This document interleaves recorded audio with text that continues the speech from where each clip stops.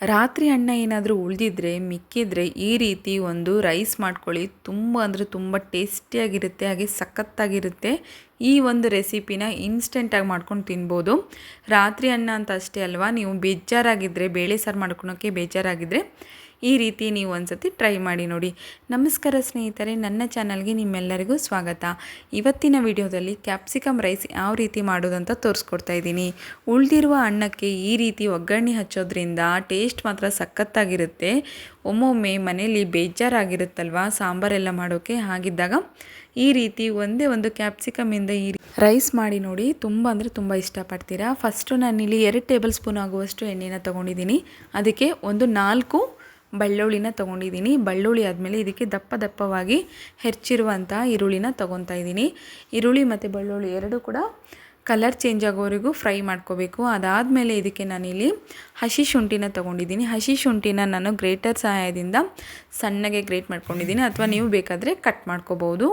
Taste ಮಾತ್ರ super ಆಗಿರುತ್ತೆ, ಒಂದೊಂದು ಬೈಟ್ನಲ್ಲಿ ಕೂಡ ರುಚಿ ಸಿಗುತ್ತೆ. ಹಾಗಾಗಿ ನಾನು ಹಸಿ ಶುಂಠಿ ಏನಿದೆ ಗ್ರೇಟ್ ಮಾಡ್ಕೊಂಡಿದ್ದೀನಿ. ಅದಾದಮೇಲೆ ಇದಕ್ಕೆ ನಾನಿಲ್ಲಿ ಒಂದು ದಪ್ಪ ಮೆಣಸಿನಕಾಯಿ, ದೊಡ್ಡ ಮೆಣಸಿನಕಾಯಿ ಅಥವಾ ದಪ್ಪ ಮೆಣಸಿನಕಾಯಿ, ಡೊಣ್ಣ ಮೆಣಸಿನಕಾಯಿ ಏನು ಹೇಳ್ತೀವಲ್ವ, ಸೊ ಅದನ್ನು ಕಟ್ ಮಾಡಿಕೊಂಡು ಇದರಲ್ಲಿ ಹಾಕ್ತಾಯಿದ್ದೀನಿ. ಅದಾದಮೇಲೆ ಇದಕ್ಕೆ ಟೊಮೊಟೊ ಮತ್ತು ಸ್ವಲ್ಪ ಬಟಾಣಿನ ಹಾಕ್ತಾಯಿದ್ದೀನಿ. ಬಟಾಣಿ ಬಂದುಬಿಟ್ಟು ಹಸಿ ಬಟಾಣಿನ ತೊಗೊಂಡಿರೋದು. ನೀವಿಲ್ಲಿ ಬೇಕಾದ್ರೆ ಬಟಾಣಿ ಕೂಡ ಸ್ಕಿಪ್ ಮಾಡ್ಕೋಬೋದು ಅಥವಾ ಆ್ಯಡ್ ಮಾಡಿಕೊಂಡು ನಡೆಯುತ್ತೆ. ಈಗ ಈ ದಪ್ಪ ಮೆಣಸಿನ್ಕಾಯಿ ಏನಿದೆ ಎಣ್ಣೆಯಲ್ಲೇ ಫ್ರೈ ಆಗಬೇಕು. ಹಾಗಾಗಿ ನಾನಿಲ್ಲಿ ಫ್ಲೇಮ್ನ ಕಮ್ಮಿ ಇಟ್ಕೊಂಡ್ಬಿಟ್ಟು ಎಲ್ಲವನ್ನು ಕೂಡ ಚೆನ್ನಾಗಿ ಫ್ರೈ ಮಾಡ್ಕೊತಾ ಇದ್ದೀನಿ. ಈ ಫ್ರೈ ಆದ ತಕ್ಷಣವೇ ನಾವು ಇದಕ್ಕೆ ಫ್ರೈ ಆಗ್ತಾ ಇರಬೇಕಾದ್ರೆ ಒಂದಿಷ್ಟು ಮಸಾಲೆಗಳನ್ನೆಲ್ಲ ಆ್ಯಡ್ ಮಾಡ್ಕೋಬೇಕು. ಫಸ್ಟ್ ಬಂದುಬಿಟ್ಟು ನಾನಿಲ್ಲಿ ಗರಂ ಮಸಾಲಾನ ಆ್ಯಡ್ ಮಾಡ್ಕೊಂಡಿದ್ದೀನಿ. ಅದಾದಮೇಲೆ ಇದಕ್ಕೆ ನಾನು ನೆಕ್ಸ್ಟು ಜೀರಾ ಪುಡಿನ ಆ್ಯಡ್ ಮಾಡ್ಕೊತಾ ಇದ್ದೀನಿ. ನೆಕ್ಸ್ಟ್ ಇದಕ್ಕೆ ಸ್ವಲ್ಪ ಅರಿಶಿನ ಹಾಕ್ಕೊಳ್ಳಿ. ಅದಾದಮೇಲೆ ಸ್ವಲ್ಪ ಇದಕ್ಕೆ ನಾವಿಲ್ಲಿ ಚಿಕನ್ ಬಿರಿಯಾನಿ ಮಸಾಲ ಬರುತ್ತಲ್ವ, ಅದನ್ನು ಆ್ಯಡ್ ಮಾಡ್ಕೋಬೇಕು. ಚಿಕನ್ ಬಿರಿಯಾನಿ ಮಸಾಲ ಹಾಕೋದ್ರಿಂದ ಟೇಸ್ಟ್ ಸಖತ್ತಾಗಿರುತ್ತೆ. ಹಾಗೆ ನಿಮಗೆ ರುಚಿಗೆ ತಕ್ಕಷ್ಟು ಉಪ್ಪು ಮತ್ತು ಸ್ವಲ್ಪ ಖಾರನ ಆ್ಯಡ್ ಮಾಡ್ಕೊತಾ ಇದ್ದೀನಿ. ಖಾರದ ಪುಡಿ ಏನಿದೆ ಇದಕ್ಕೆ ನಾನಿಲ್ಲಿ 1 ಟೇಬಲ್ ಸ್ಪೂನ್ ಅಷ್ಟೇ ಹಾಕಿದ್ದೀನಿ. ಸ್ವಲ್ಪ ಖಾರ ಕಮ್ಮಿ ಇರಲಿ ಅನ್ನೋ ರೀಸನ್ಗೋಸ್ಕರ. ನೀವು ಬೇಕಾದ್ರೆ ಇಲ್ಲಿ ಇದನ್ನು ಒಂದು ಅರ್ಧ ಸ್ಪೂನ್ ಎಕ್ಸ್ಟ್ರಾ ಆ್ಯಡ್ ಮಾಡ್ಕೋಬೋದು. ನೆಕ್ಸ್ಟ್ ಬಂದುಬಿಟ್ಟು ಇವೆಲ್ಲವನ್ನು ಚೆನ್ನಾಗಿ ಕಲಿಸ್ಕೊಳ್ಳಿ. ಎಣ್ಣೆಯಲ್ಲೇ ಇದನ್ನೆಲ್ಲವನ್ನು ಚೆನ್ನಾಗಿ ಫ್ರೈ ಮಾಡ್ಕೋಬೇಕು. ಒಂದು 2 ನಿಮಿಷಗಳ ಕಾಲ ಇದರ ಮೇಲ್ಗಡೆ ಲಿಡ್ನ ಕ್ಲೋಸ್ ಮಾಡ್ಕೊಂಬಿಡಿ. ಲಿಡ್ನ ಕ್ಲೋಸ್ ಮಾಡ್ಕೊಂಬಿಟ್ಟು ಎಣ್ಣೆಯಲ್ಲಿ ಏನಿದೆ ಫ್ರೈನ ಮಾಡ್ಕೋಬೇಕಾಗುತ್ತೆ. ಅದಾದಮೇಲೆ ನೋಡಿ ಈ ರೀತಿ ಎಷ್ಟು ಚೆನ್ನಾಗಿ ಬಂದಿದೆ ಅಂಥೇಳಿ, ಫ್ರೈ ಆಗಿದೆ. ಒಂದು 50% ಏನಿದೆ ಬೇಯ್ದಿದೆ.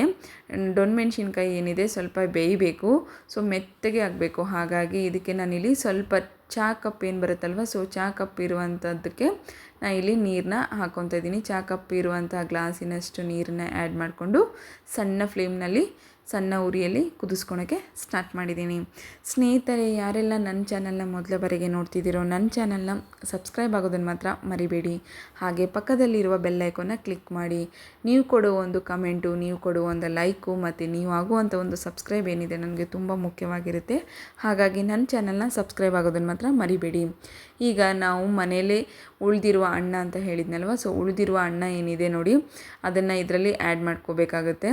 ಇದನ್ನು ನೀವು ಯಾವಾಗ ಬೇಕಾದರೆ ಮಾಡ್ಕೋಬೋದು ಸ್ನೇಹಿತರೆ, ಸಖತ್ತಾಗಿರುತ್ತೆ. ಇನ್ಸ್ಟೆಂಟಾಗಿ ಈಸಿಯಾಗುತ್ತೆ.